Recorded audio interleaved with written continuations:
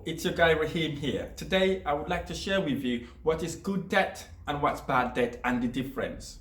Let's start with bad debt. Bad debt is a loan that doesn't generate long-term income and leads to financial difficulties. Say you're borrowing money to buy a car that you don't need. It's another example of bad debt. Unlike houses, car loses value as soon as you drove off the parking lot, and it's also depreciating value over time. Residential mortgages. Well, let me explain before you jump into conclusion. Don't get me wrong, buying your home could be the best investment you could ever make. But let me tell you why it could be a liability to you.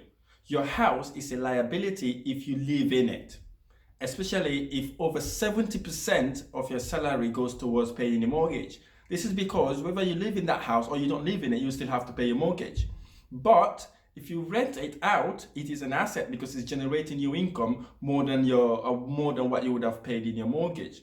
Other bad debts are loan to go on holiday, using credit card or loans to buy present for friends and family, loan for parties, loan to pay other bad debt, buying clothing and shoes with credit card. That is an absolute no-goer.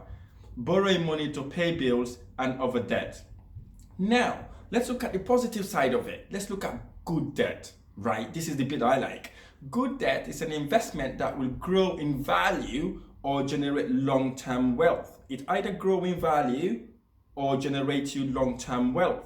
Taking out a loan, for example, to pay for your education is a perfect example of a good debt because that enhances your ability to learn and expedite your progress.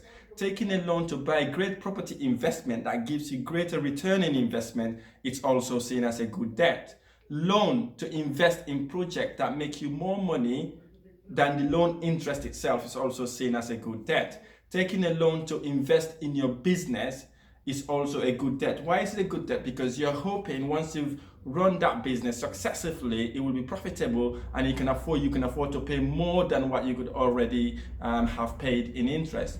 All right, guys, I hope you like my video and thanks very much for listening. And I look forward to sharing more videos with you. Thank you.